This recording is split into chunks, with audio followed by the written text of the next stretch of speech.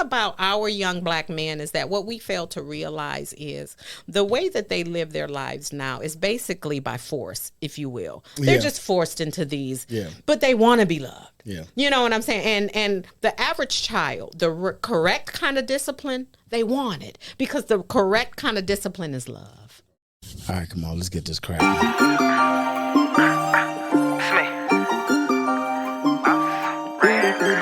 Can you picture this? Right, baby, good looking, baby. CYP got another one. I see y'all. Yeah. Can you picture this? You know, rocking with CYPT. Podcast of the D with Clay and the crew. It's like my CTV. They be giving game out so much, you could take the same route. Especially if you take risks, this YouTube, you make sense. This program has been brought to you by Whiff, the Wash and Fine Fragrance Detergent, guaranteed to make your custom garments smell fresher and last longer. Imagine wrapping yourself in a cloud of freshness every single time that you use Whiff, the Wash and Fine Fragrance Detergent. Your clothes and your nose will thank you.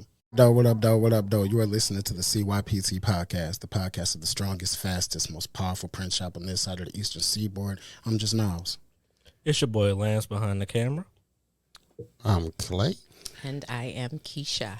Our special guest tonight, Miss Keshia, is a long-time CYPT family member, community activist, founder and CEO of the T.H.I.N.K organization, the highly intelligent, nonsense kind. Miss Keshia. Thank you. What an introduction. It is, and thank you very much for that, Niles. I appreciate it. But you always know how to, You know, I've watched the other shows, and you just smooth with what you do. Thank you. I appreciate it. No, we appreciate you. Thank you so much for being here. Of course. How did the T.H.I.N.K organization get started? Oh, actually, I spent about 15, 20 years in retail management. And while working in retail management, I did a lot of hiring. Can I tell you something? Mm-hmm. I'm so happy you did that. You were just so good here. But please keep going. Please thank you. Please. And being in retail management, I did a lot of hiring. Okay. And what I would do is for young black men the average young black man who may come into the store, if I hadn't been the store manager and someone else was manager and I was just working there, I saw it as them coming into the store wanting employment was an opportunity for me to be able to intake those young men, if you will, versus reject them based on them coming in the certain appearance. And, so when they would come into the store, I would kind of like pull them to the side, ask a couple of questions, in reference to why they wanted to work, especially from where I worked. I managed stores like Victoria's Secret, K Jewelers, Charlotte Russe, pretty much geared toward women. Okay. So for them to come in that store and inquire about employment, it really showed me that they wanted employment. That's it. And when I did employ them, it would pretty much be for things like stock and, things of the sort. But what I found when hiring these young men is that they gave me their best, and looking at them is that all they needed was a chance. Even if it was just a part-time job at a retail store. And so once I began to do that, I just began to research for some reason and just being led this way, the young black male, if you will. And upon researching that, I decided that I wanted to do something that was outside of hiring, because of course I can only hire so many, and they would go back and tell their friends like, oh, I work here. And then here come their friends. And unfortunately, I had to reject because, for the hiring status of the stores I was working at, I would be at quota. So, of course, it began to the point that I had to turn them away. Save everyone. I couldn't save everyone. So what I wanted to do was start an organization that was kind of geared toward helping young black men. So we started a mentoring and tutoring program for them. And a part of the program was that they actually had to obtain employment to be a part of the program. Okay. And what I did, being in retail for so many years, I had a lot of management friends, and they knew what I wanted to get into and what I was doing. So I would reach out to them for employment for the young men. I mean, stores like Foot Locker, around the mall, Right. you know, and I would just meet with the store managers, let them know what I was doing. And, you know, of course, I told them I would do a good reference check for the young man to make sure I do a good background to assure you your who name's I'm on it too That now. is it. That is it. And from doing that, the mentoring program and having them gain employment, just to see the difference in that, that's how it started, you know, and that. So instead of just doing that, I wanted to behind the scene, give it a name, make it an organization, give it a program. Flesh it out. That's it.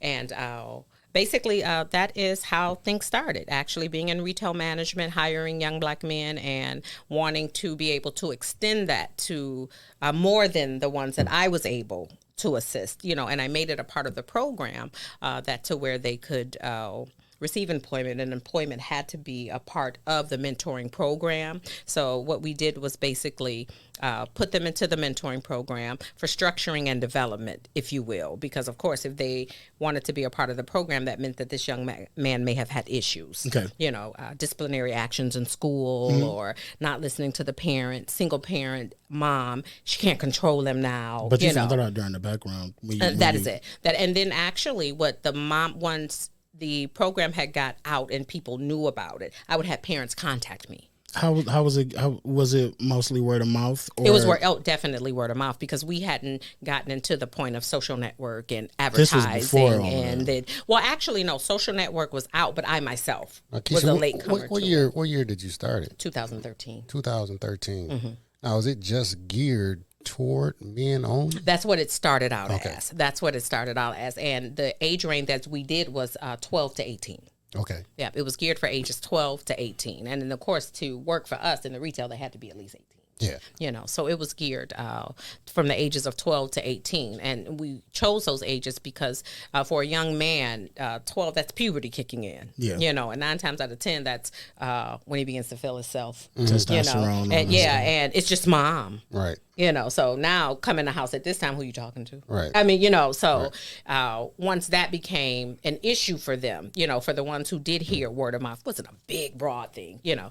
The ones who heard word of mouth would reach out to me. And at this time, my husband was alive. Okay. You know, so my husband and I were working together, but my husband would be the one who kind of had them in the mentoring program and coaching and developing and speaking to them in reference to behaviors and in the household, respecting your mom, what men do, you know, and displaying that before them. So that's how. Now, you came here, I remember you coming here to get a banner for one of your speaking engagements. And that's when I first met you.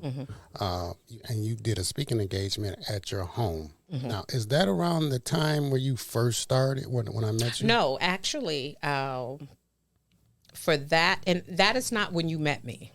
Oh, I'm going to take you back. Okay, take me when back. you and I first met, my oldest daughter Okay. always wanted these shirts made. She just had this mindset for shirts. Okay.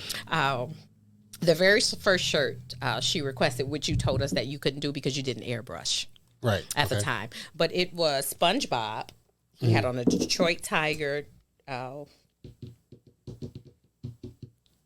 is the name of the baseball caps? New Era. Okay. He had well, this is what the shirt consists of. It was SpongeBob. He had a New Era Detroit hat on. It was tilted. He had on a Carhartt jacket and some Timberlands. And the shirt said, "You ain't fresh as I'm is." Okay. But that was the Bow Wow song, remember? And then, but when I first met you, and when we came back, you actually had these shirts on display for sale. She wanted the shirt. It was a white shirt. It was all white, and she wanted to say, "Yep," in my white tee. Okay. You remember that? I remember That's that. when I first met So you. how long after that did you that have had that to be- speaking engagement? It had to be maybe almost 5 years later. Wow. Yeah. So, well, you was just a customer. So that was it. But that's when we met. Okay. You So know. then you was telling me about your Think organization, and I said, "Oh, that sounds interesting. Let me come." And it was in your backyard. It was. And I was blown Yeah. away by your voice and what you were saying. Lit me up. I was like, wow, this young lady got it. Yeah. I told all my friends, I was like, you gotta hear her speak. Yeah. She had a lot of passion behind She it. had a lot of passion and knowledge. So the knowledge that you had was like amazing. And Yeah. tell us some of the stuff that if you can go back, tell us some of the stuff like that you tell these young men to kind of start getting on the right track, because being a young man in Detroit, it's a really difficult challenge. It is. So for you to speak to men and you being a young lady, yeah, right? So it's like amazing, like some of the things that you were telling these young gentlemen and the response, and I can just see their attitude is like they opened up. Yeah. So I was like tell the people. And my strategy, basically, to get them to open up to me, if you will, to receive my message, basically is to relate. You have to be relatable to them. And when they first meet me, I got the professional tip on. You know what I'm saying? And they're like, okay, the average person, okay, let's see what she's talking about. But that I give that part first just to kind of give them the sense that I'm no nonsense. You know what I'm saying? Because I don't want to meet them at a level where I'm, what up? Right. I don't want you not to take me serious when I do put my guard down. Yeah. What I want you to know is that I'm serious first, and then once they see that I'm serious, now I can be who I am with you. Right. So what I would do is basically become relatable to them after they see the no-nonsense side, if you will. And so I would just become relatable. And what I mean by relatable is using slang, just kicking it with them. Okay. Being me. Just being pretty me. much, let's say that. Pretty much just being me. And what I would do is to actually, once I got them and they saw like, oh, she cool, but she about her business, educate them on what they don't know. And what I mean by that, like, I call them strategically set traps. And what I'm going to use as an example, and this is what I usually use to capture them. I would use an example, especially, and you have to meet them where they are. And you have to use things that are relatable to them. And you have to make it something that they themselves have gone through, So I would use it as an example of something like, say, for example, you drop out of school. Okay. There's a young man and he's dropped out of school.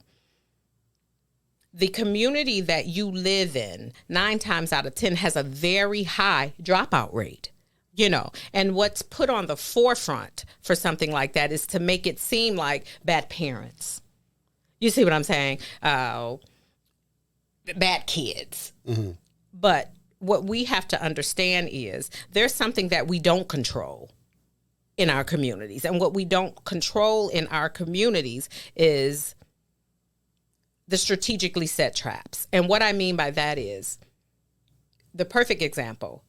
If I know, and statistics show that if a young man cannot read by the time that he is 7 or 8 years old, statistics show that he's going to be in prison by the time he's 16, 17 years old. Word. Stay with that with me. Stay there with me. Okay. So if it's known that these are what statistics show, and they'll debate this, and I'm not saying anything, and I want to just clarify something on the show. What I'm saying basically is from my research. A lot of it will be negated, if you will, and they'll say, no, that's not why prisons are built. But if you pay attention, if a young man can't read by the time he is 7 or 8 years old, that means statistically shown that he's going to be in prison by the time he's 16 or 17 years old. And the reason he's going to be in prison at around that age is because that's the age, say a young man can read. That's the age that they usually become employed. Now, what are the percentages of that happening? That they're going to be in prison? If they can't read between the ages of 6 and 7, what are the percentages? How high is it that they'll be incarcerated? That percentage is 70% plus. 70%. 70% plus. Wow, Yeah. that is high. It is, very much so. And this is the thing that also, that percentage being that high, does that now explain to you why the community that is prison, the highest population, are Black men? Doesn't that kind of coincides with that high percentage? So what do you think, like, the reason is that they wouldn't be able to read by that age? Is it the parents, or is it, like, what are some of those things that, those have a lot of factors. Now, the reason, it's going to be parenting. Don't get me wrong. That's so just it does attribute it. No, yeah, but I'm leading somewhere with it. Okay. It is going to attribute to parenting. Now, understand this. What my point was for making that statement first was in the event that you can't read, and statistics show this, and if you pay attention, Detroit is one of those cities that the average young man can't it is our community. It is our community. Okay. However, if that is the case, your government or anyone who is able to fund something that would assist you, if they had the choice of what they were going to fund, if they can't read by the time they're 7 and 8, when those statistics come through, they build a prison. There's a prison that's built. There's a prison now being built off of 75. Now, there's a prison being built based on statistics. Now, they're going to say it's not based on statistics. They're just going to build a prison. But they are building one. Oh, yeah. It's right off of 75. It's a prison being... Okay. It's a prison being built off of 75. Okay. So, instead of building a prison, why would you not build something that kind of counters that? He can't read. And if statistics show that, and this is where their futures are heading, we don't build prisons. We could have built a school or something. That's it. That's it. And that's what I mean by strategically set traps. And what it's going to appear as when the young men do go to prison, it was because he couldn't read. And when it came time for him to fill out job applications, when it was time for him to read, when it was time, he couldn't. Hold on, let's go back. The schooling system. So there is schools, right? There's schools. Mm-hmm. So it's the schooling system that failed. It's all of that is a factor. The schooling system, the parents, and especially now, because remember when I was working here, we had the tutoring program with Sampson Weber Academy. Remember, and I was mentoring the young ladies and tutoring the young men who couldn't read. Mm-hmm. So when we were in that environment, it's so much so now that even the staff doesn't care. So we need better staffing. They need better teachers. We do. And then now I can be a teacher. I can go in and be a substitute teacher with no background. You know what I'm saying? They need a body there more than someone who's educated, who has the passion for this and who can deal with children.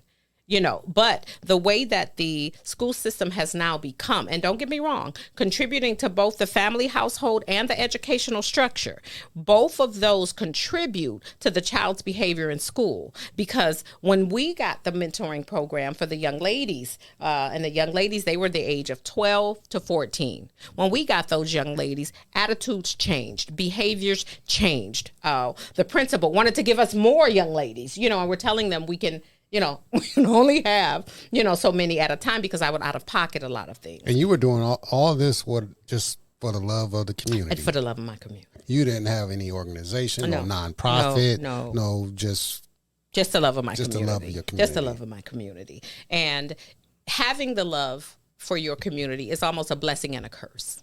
Yeah. And the reason I say this is because I didn't ask for this. Mm-hmm. This isn't something I asked for, which is the reason I can't not do it. Mm-hmm. I'm just pretty much answering a call. And it's been 1,000,001, which is the reason it kind of took so long to even become established. I fought with that. Mm-hmm. You know what I'm saying? Like, nah, I love my people, but not to the point. I'm about to get out here and bat it. And it will come to me in dreams. It would, I can be driving and thought pops in my head. I couldn't shake it. I had no choice but to answer, and answering the call. And once you answer the call, of course, for you to know what you're speaking of, you have to do a lot of research. And doing the research, it actually led me from one place to another. Things I weren't even looking for is what it led me to. And researching, educating the Black man, or, because this is what I wanted to know. What are some of their challenges? What are some of the things I'm going to have to deal with in order to be, because it's all a mental thing. Well, that was one of the things I wanted to ask you. You had stated earlier that you began to research young Black men. Mm-hmm. Where do you start with that? What I did was educating. The actual topic I Googled was educating young Black men. Okay. That took me almost to a spiritual route. Yeah, I'm like, whoa.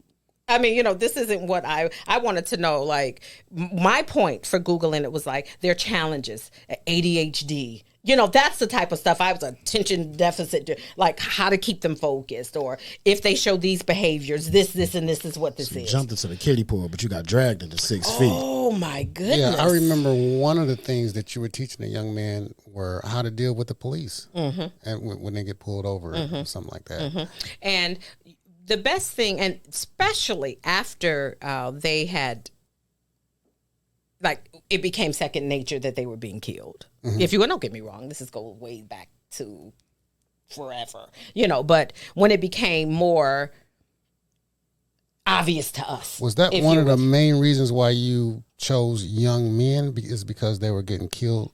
No, the reason that I chose young men is because the young men were the ones who were coming in the store for the jobs. Okay. Don't get me wrong, because the like I said, Victoria's Secret. Yeah, Charlotte Russe, Cajun. I never seen a young black man. That's what I'm saying. That's what I'm saying. Bras and panties. Panties, that's my thing. And so I would put them in the program. Yeah, but in the it wasn't yet. But.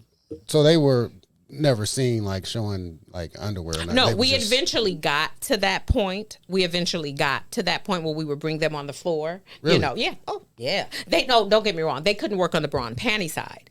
There was, when I was at Victoria's Secret, it was Victoria's Secret and Victoria's Secret stores. Okay. Victoria's Secret stores was lotions, perfumes, makeup, those type of things. That's the side we were on. It was called Victoria's Secret Beauty. Okay. And Victoria's Secret stores was bras, panties. And, no, we couldn't put the men on. Yeah, cause sometimes I see men going in there, and sometimes even myself, my wife would be like, come on, let's go in Victoria's Secret. So I'll be like, yeah, I'm just going. The average man would do that. Yeah.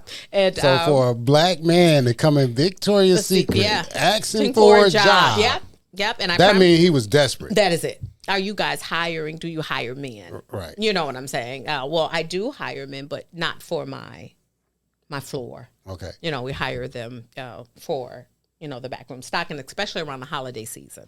Okay. I'd always tell them, come in at the holiday season, because at the holiday season, I probably get 2-3 of y'all in here, because and then for the holiday season, the majority of what you deal with the holiday season is all these extra packages and deliveries, and let's stop before you do that. You know what I'm saying? Okay. So basically, that's how that came to be. But I want to say something to you when you said men coming in the store, and I will never forget this. And I'm sidebarring just a bit, but still speaking about men coming in the store. There was a man who came in the store, and the girl he was with needed a bra, and we didn't have her size. So I'm telling her, but you can wear your sister size. He was like, oh. Y'all got bras for black women? Like, y'all got sister bras? No. And that just sticks with me. I will never forget that. A sister size is another size that you can wear aside from your size. So if you are, for example, a 32C, and we don't have 32C, you can wear a 34B.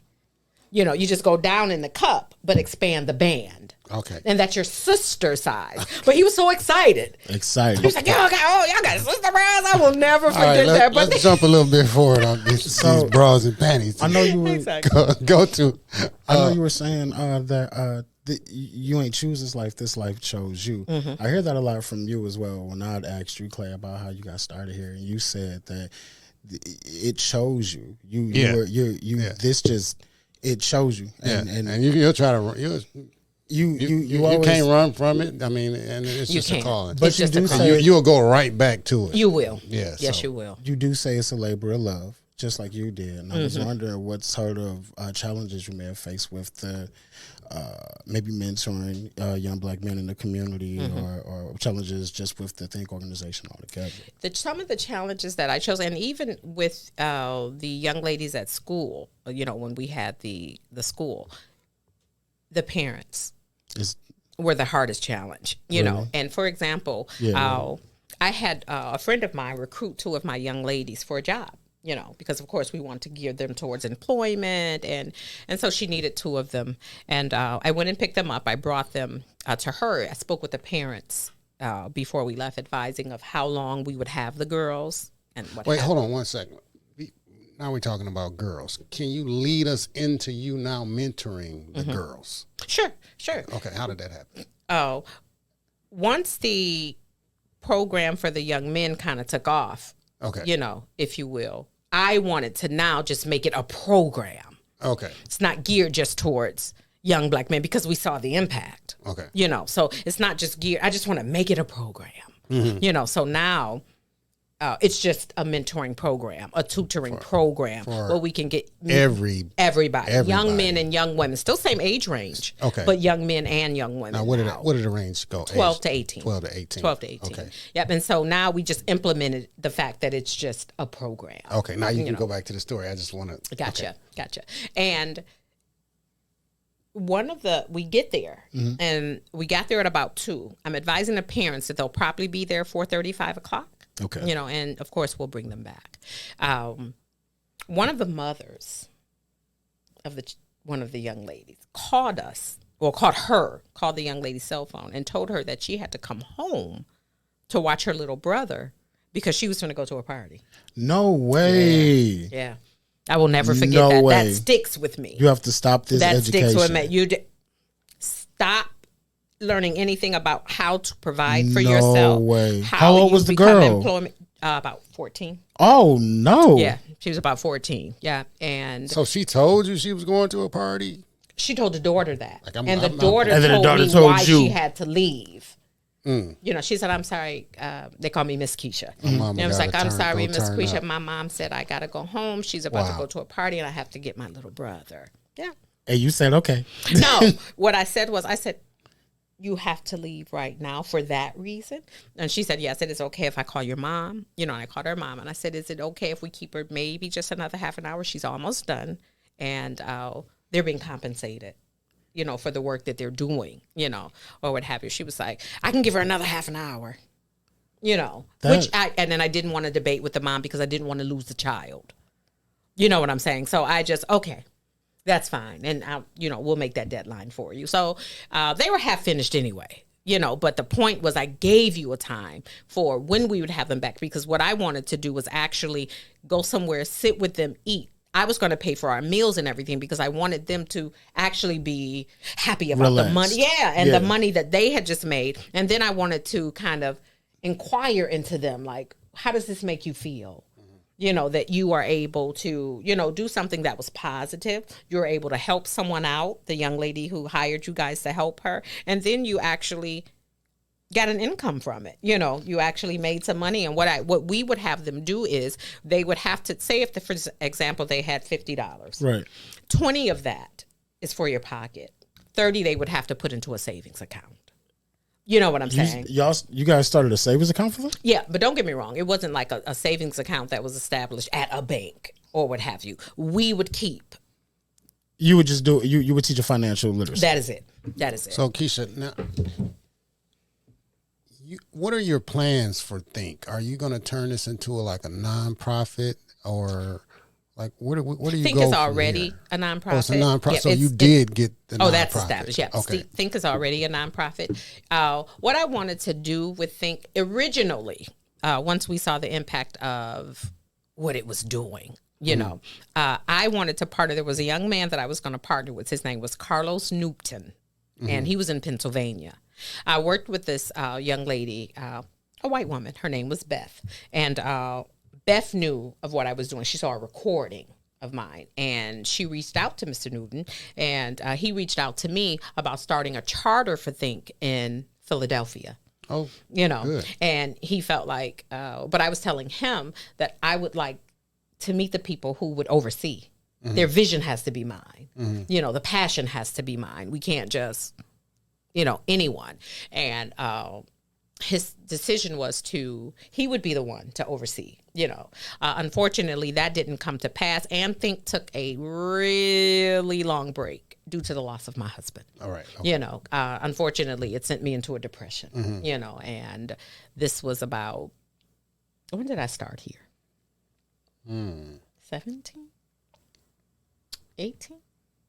I believe it was like 18. Yeah, because we were still going strong. Remember, I had to come in, get my T-shirts, my business cards, my banners, we were going strong. Yes, we were going really strong. And when he passed in 2016, unfortunately, I wasn't mentally prepared for that. And I put it on a back burner, again, running from it, because I actually felt a bit angry at the Most High, if you will, you know, because I felt like the kind of relationship we had, you know, and if that was the kind of love he wanted to display between a man and a woman, and I promise you we had that, why was that allowed to be interrupted?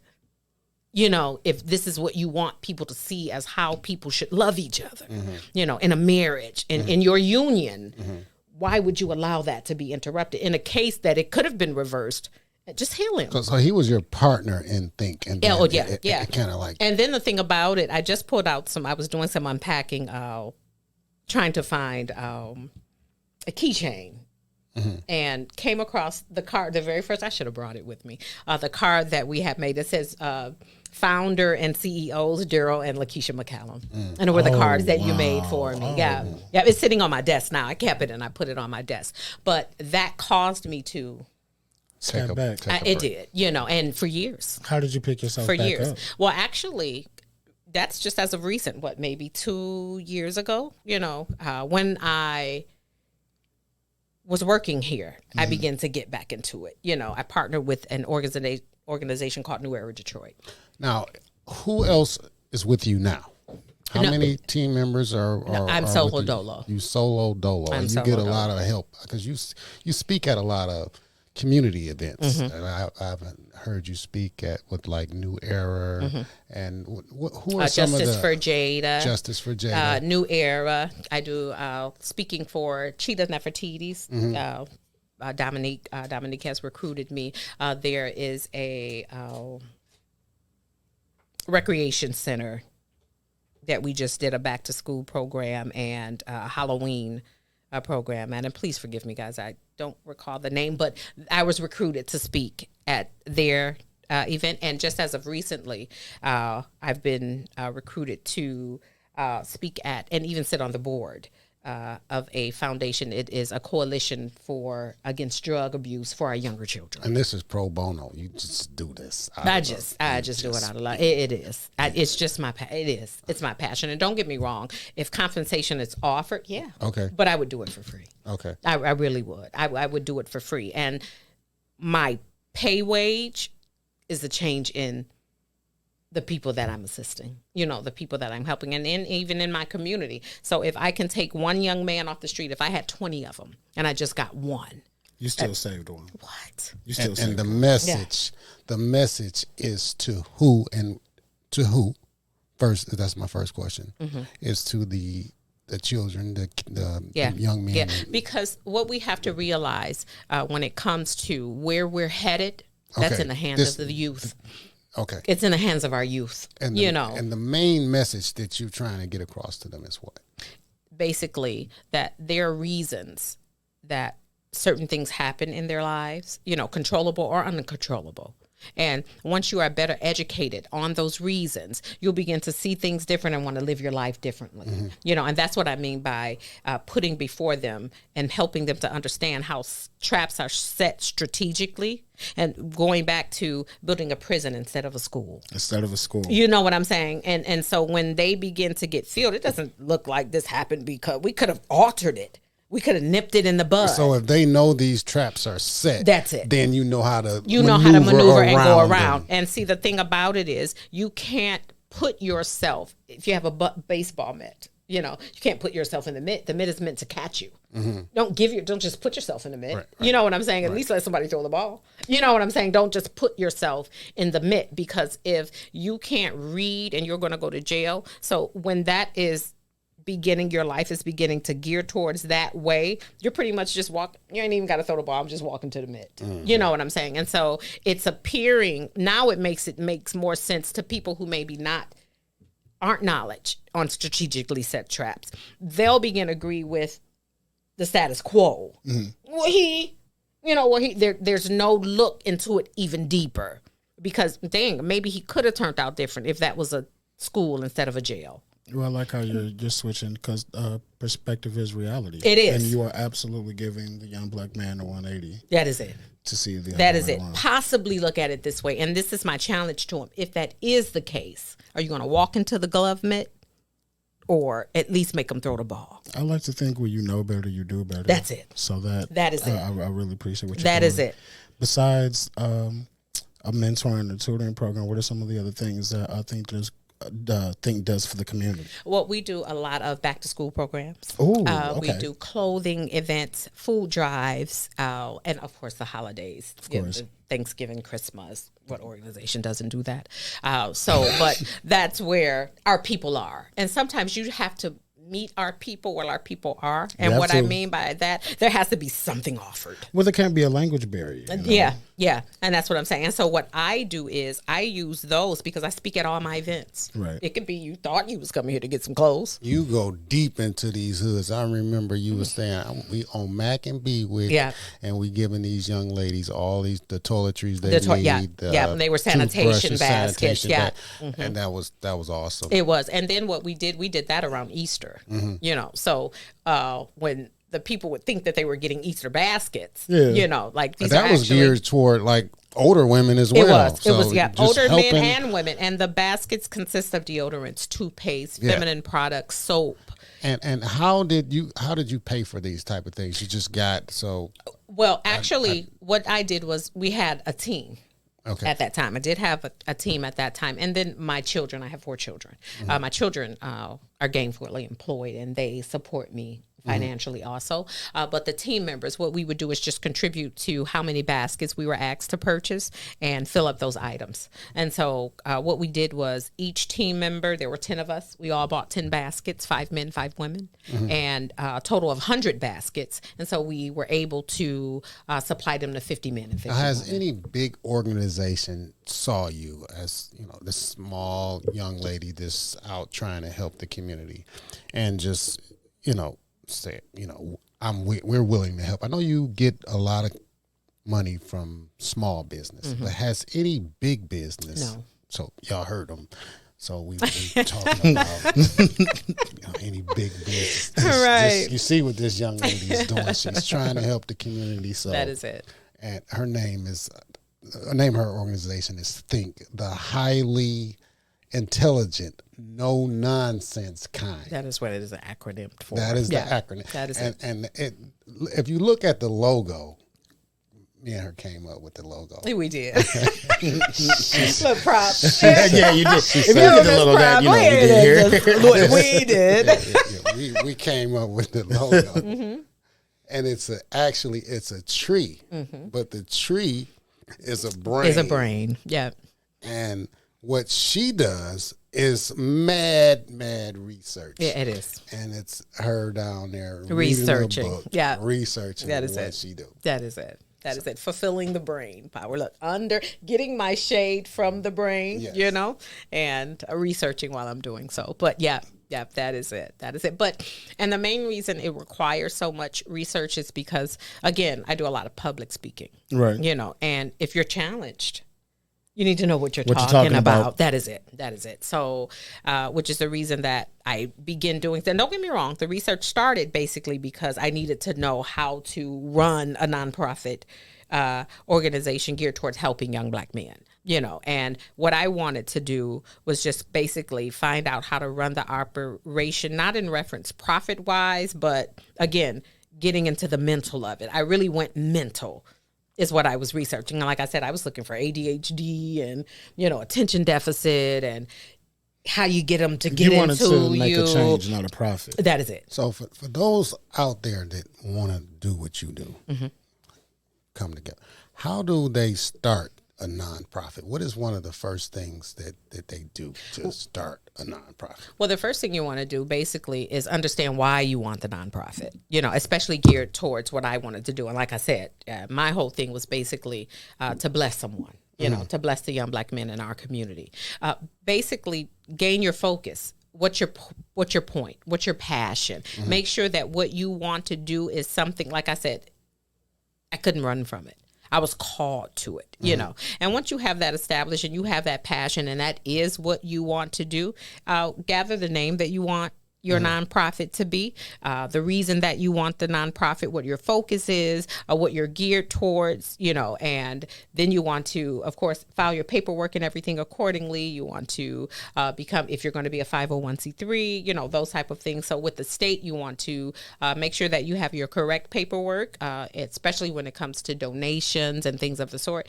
You want to get all of that paperwork filed accordingly to whatever your nonprofit gets geared towards. And after that, then, put yourself out there. You're basically, and like you said, it was in my backyard.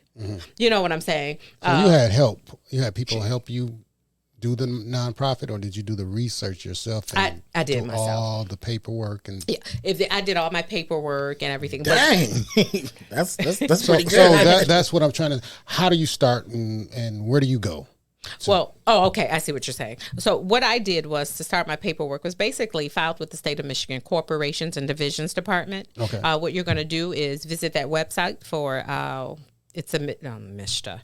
It's the state of Michigan website, LARA, L-A-R-A. Okay. What you're going to do, there's an entity search because the name that you want your organization to be, you're going to enter it in there and see if it's already claimed. If the name isn't already claimed, you can kind of temporarily hold it, if you will, and require the paperwork depending on what kind of organization that you want. Are you corporated, non-corporated? What kind of dictatorship is going to run the nonprofit? The team that you're going to have. Do you have treasurers, dictatorships, your secretaries? Things of the sort. However you have that established, you want to complete all of that paperwork. And of course, unfortunately, now it's still through physical mail. Okay. So basically you print the forms out, complete the forms, mail them in. You usually get contacted in like 7 to 10 business days, when I did it, it was between like maybe 7 to 10 business days. Once you get your paperwork, you can at that point get your EIN number, get your tax ID, start purchasing things that you would like for your organizations, T-shirts, marketing, flyers. Of course, they can come here and get that done. All that's done through like donations, right? How does the nonprofit work? So pretty much it again depend. Nonprofits are pretty much donations. Okay. Donations, fundraisers. And when I said your paperwork and getting your EINs and things like that, for your fundraising, you basically want to have your paperwork together because when you're fundraising, depending on how much you're raising, some of that may have to be reported. So can you pay yourself in a nonprofit? Yeah. Now that I found the further research, you can actually pay yourself. People can pay you, and I know that used to be on my head a lot about getting paid. Yeah, exactly. Getting paid for I knew where you were going with it. You love this. I know you love this, but if you don't pay yourself, you're not going to be able to continue to help other people. And that is true. And I promise you, what made me begin to do the fundraising and things of the sort is because when you're moved by passion, and I'm referring to when you used to tell me, I'm like, I don't want to do that. I just want to help my people. If I get it, I get it. I don't. But you are right.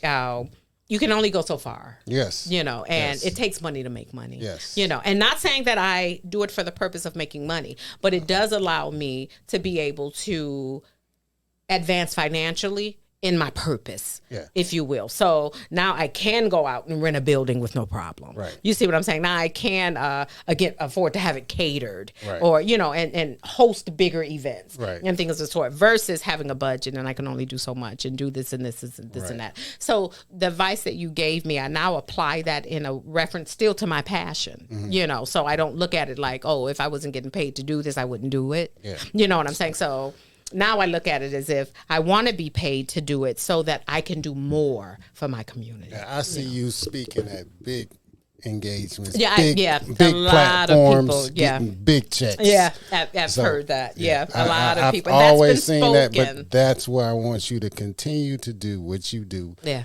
Best. Yeah. And you will, I guarantee you will make it. Yeah. And I love it. Again, it's my passion. It's what I want to do. The big bucks. Yeah. And then the thing about that too is yeah, they gonna start cutting a check. That's it. Yeah. That's it. Look, and I touch and agree. Yeah. I touch and agree. Yeah, but I receive that. I receive that. I really, really do. Well, can you tell us if I am a big organization and I would like to make a donation to the Think organization, or if I would like to get in touch with the Think organization to inquire about some of the programs that you have? Mm-hmm. Can you please let us know how we can do that? I sure can. We are on Instagram under the Think. It is the highly intelligent, no nonsense kind, but that's the name of the org. But the Instagram page is just the highly intelligent. Mm-hmm. And on Facebook, it is Keshia MCC Think. So it's KESHIA on Facebook, MCC Think, THINK. You can find us on Instagram or on Facebook. Do you have any up and coming events that you'll be speaking at? No, not at this time. Well, yeah, the board that I was asked to be on. I won't be speaking there, but I was sitting, on the board for the Drug Coalition. I'll be sitting on the board there, organizing, programs and things of the sort. But as far as Think itself individually, Think is on hold at this time because I'm going through a medical procedure. Okay. And when I do speak and I'm in the community, I do a lot of walking and standing. The medical procedure that I'm going through now is to realign my spine. Okay, so the next community event is going to be here. I'm putting this in the air. So it's going to be here, right here. Okay. And right I touch here. and agree. I'm there. So, I'm there. When you want to do it? Can we just gear for next summer? Next? No, it's this summer. Oh, we got to do this. We got to do this summer. We got to do that. We Okay. I know how Clay is. So let's do We can say a month in a month. July, August. Mm-hmm. So the next community event, you'll be able to hear Keshia speak to our community about community. That is it. And then what the message will be in community, and the message that I want to give at the big event that we're going to host here. It's going to be huge. We need each other as community. It takes a village. It does. And once we lost that concept of it taking a village, we lost each other. I'm excited. Yeah, I am too. Very much so. Yeah, it does. It does take community. And that's the perfect example of that is if you had children, and I know you and I know how you raise your child, and I'm out and about and I see Niles Jr., and he's a teenager and he's out here and he's, or something. Being community should have your trust enough for you knowing me, and I see your child doing something that they shouldn't be doing, that I could actually speak to your child in a disciplining way, not physical discipline, but, not come here. Now I'm going to tell your dad. But what you're doing right here, I'm going to let you know that I'm going to let your dad know what you're doing. I should call him right now. I mean, you know what I'm saying? And versus me telling you that I saw Niles.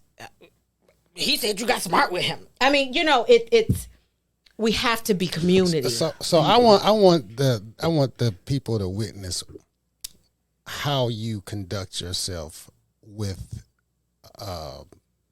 the young men out. I remember you telling me a story about a young man in a gas station. Oh, yeah. I just want you to just so they know how. And they receive me. I never get disrespect from them. I'm in a gas station. Okay. And the gas station was called the Murder Mac. The Murder Mac, if you will. Okay. And it's the McDonald's on Joy Road. Tell them where it is. Here. It's on Joy Road in Southfield here in Detroit. Sorry. Right. And I am in the gas station, and there were two young ladies in front of me, and then it was me, and there were two older women. I'd say had to be maybe 60s, 70s.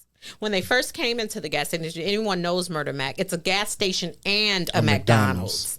And the two older women come in, but they go into the gas station portion of it. They don't come over to the McDonald's side we're on. So they get a couple of items in the grocery store, and I guess they decide to come over to McDonald's. So they're standing behind me, and a young man comes in, and he's coincidentally with the young women in front of me. And I guess a woman must have pulled up in the parking lot outside, and she asked him if he could buy her and her daughters a meal because she had just left her husband and he had cut off all the cards and, things of the sort. And she just wanted to feed her daughters. So he comes into the gas station, and he had to be maybe 16, 17 years old. He comes in the gas station, and the two young women are in front of me. So he's behind them, but in front of me. And so he's in between us, and he's like, "Hey, it's this B outside. She gonna say she wanted me to buy her kids some food, talking about her husband and that or her car's cut off in S and that, and with no regard. Forget me, because I get a lot of time when I say I'm almost my age. A lot of people are like, no way, So I get that a lot. So I can understand maybe to him I looked youthful, but the women behind me were obviously older, and he just had no regard for them. He just and saw them. Mm-hmm. And so and for me, I don't curse. I have to really be livid to curse. And so every word that he's saying is really hitting me like, oh, so he's cursing like that. There's a bee outside. And she said, da, da, da, da, da. So what I did, and I'm sorry, I tapped his hand. You know, I said, you at the Murder Mac. I'm at the Murder Mac. Tapping and I tapped his hand. A 16, 17-year-old. Like what? And I just tapped his hand like that. I said, young man. I said, watch your mouth. I said, you see these two older women behind them. Don't do that. Respect them. Watch your mouth. You're using all those cuss words. And I said, not only respect them, respect yourself. He was like, I'm sorry. I said, he looked at them. He was like, I'm sorry. And I said, I said, you should help that lady out there. He was like, I am. You know, but it was, I don't know, just happened. You know, and that's not the first incident I've had with young men in public places, you know, being outside of their element, you know, not necessarily knowing this isn't what you should do, you know. And I just, again, I guess it's the calling. You know, and my whole thing is my approach to them is never disrespectful. You tapped him with the right amount of energy. I did. Yeah. To not get called that same B word. Like, don't hit me like that. You know, and I've been told I'm heavy-handed. You are. Yeah. You pounced me all around this joint when you was working here. We all, yeah. No, that's true. Okay. Okay. I get it. But yeah, I just tapped him on his hand. I was like, young man. He looked at me. I was like, don't do that. I said, watch your mouth. You see these young ladies, these older women behind us. And I said, don't curse like that. And I said, and not only respect them, respect yourself. Don't be in here cussing like that. He was like, did you give him a card and tell him your next speaker? Come see me. No. And I promise y'all, this another event thing happened. One more. There we go. I'm sitting on my porch. And I'm listening to some music. I'm drinking a glass of wine. And I'm in the corner house. So there are a group of young men. And these young men had to be maybe 11 to 13. And they're walking up the street. And, you know, passing my house. And they're just cussing. You know. Da, da, da, da. And so I said, young men, come here. You know, and they looking at each other. Like, I'm like, come here. And they came over. I said, how old are you guys? And they was like, well, and, you know, da. So I believe between 11 and 13 is what I think. Okay. I said, when you guys are walking through the community and everything, and you guys are using that kind of language, you never know when grown-ups are around you. I said, you always want to be respectful. Make sure you watch the language and stuff that you use. And I said, gave them my age. And I said, you guys are walking past my house and y'all just cussing and y'all see me on this porch and y'all didn't care at all. I said, that's not how y'all want to be. Respect the older people that you around. And he was like, again, my age. He was like, you how old? I said, that's not the point. You know, he was like, you how old? I said, no, I am that age, but that's not the point. But do you see how I'm an adult? And it offended me that you're cussing like that. I said, even if your parents allow you to cuss, when you see other adults around, don't cuss and use that kind of language. And then went back to the, not only respect other adults, respect yourself. That don't look Respect good. yourself. Respect yourself. Right. You know, and they was like, okay. You know, and then when they would come by the house, they, hi, Miss Keshia. Yeah, I mean, you know, and the thing about our young black men is that what we fail to realize is the way that they live their lives now is basically by force, if you will. They're just forced into these, but they want to be loved. Yeah. You know what I'm saying? And the average child, the correct kind of discipline, they want it because the correct kind of discipline is love. It is. And they want it, you know. And for you to discipline them in a manner that you care, that's all they want. Because at the end of the day, me, you, Lance, Clay, however, regardless to what kind of form that we consider love, is what we want. I'm going to do the drink champs, and we're going to clap that up. We're going to clap that up. That's what we want. That's what we want, you know. So basically, they're just looking for it. And the way that they've been shown what love is, unfortunately, is a negative. You know, love isn't your homie who you are ride or die for. You know what I'm saying? That's not what love is. You know, love is your homie telling you, no, we not finna do that. You know what I'm saying? And so when they can sense that it's sincere and they can sense that you're attempting to protect them from something, they'll receive it. you know. And so that's what we have to understand, that regardless, because that's what we're all looking for in some stage, fashion or form. So we just have to understand how our young men are looking for love and how we apply it to make them feel it. Ms. Keshia, thank you. You are Keshia, very thank you. welcome. So we will be setting this big event up for all y'all entrepreneurs out there that want to donate to the cause. We doing for the community. Y'all know how to hit Miss Keshia up. Yes. And also at Can You Picture This, we'll be letting y'all know. Appreciate it. Thank y'all. you. And thank you guys for having me. Thank you. Thank you, Ms. Keshia. Coming back. You have just listened to the Can You Picture This podcast? The podcast for the strongest, fastest, most powerful t-shirt/print shop on this side of the Eastern Seaboard. You can catch us in the heart of Detroit, Greenfield and Grand River, Monday through Saturday, 10 a.m. to 7 p.m. Our address is 14223 Greenfield Road, Detroit, Michigan 48227. Our phone number is 313-273-5000. Listening to CYPT podcast. You are listening to CYPT podcast. You are listening to CYPT podcast. CYPT podcast.